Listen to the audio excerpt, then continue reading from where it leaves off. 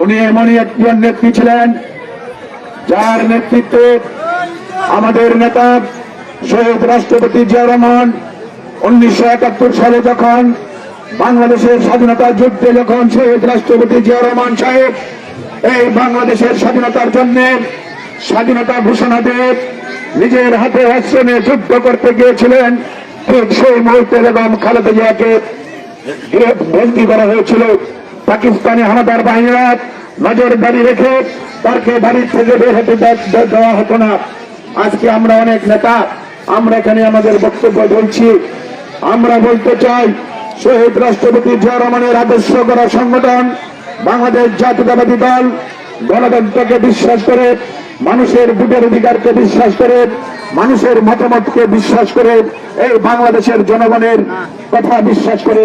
তাই আপনারা দেখেছেন বিশ্বের মানচিত্র আমরা যখন বাংলাদেশের মানচিত্র নিয়ে মাথা উঁচু করে দাঁড়িয়ে যাচ্ছি, ঠিক সেই মুহূর্তে বাংলাদেশের বিরুদ্ধে নানান চক্রান্তের মাধ্যমে আমাদের প্রিয় নেতা শহীদ রাষ্ট্রপতি জিয়া রহমানকে হত্যা করা হয়েছিল। অল্প সময়ের জন্য উনি 1977 সাল থেকে 81 সাল পর্যন্ত বাংলাদেশের রাষ্ট্রীয় ক্ষমতা পরিচালনা করেছিলেন। সেই রাষ্ট্রীয় পরিচালনা করার মাধ্যমে উনি 19 দফা কর্মসূচি দিয়েছিল। সেই কর্মসূচির মধ্যে ছিল গ্রাম অঞ্চলের উন্নয়ন করা। সেই 19 দফা কর্মসূচি বাস্তবায়নের লক্ষ্যে খাল খনন ছিল তার একটি লক্ষ্য।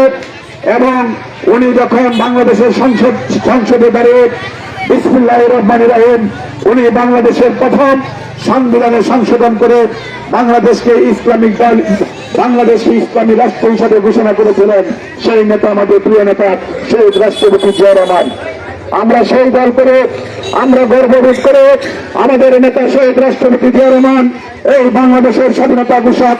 আমরা সেই দল করে যিনি ভোটের অধিকার আপনার আমার ভোটের জন্য দীর্ঘ 9 বছর সংগ্রাম লড়াই করে যিনি বাংলাদেশের স্বৈরাচার এরশাদ বিরোধী আন্দোলনে এই বাংলাদেশের মানুষ আপসীন নেত্রী হিসাবে যাকে দায়িত্ব দিয়েছিলেন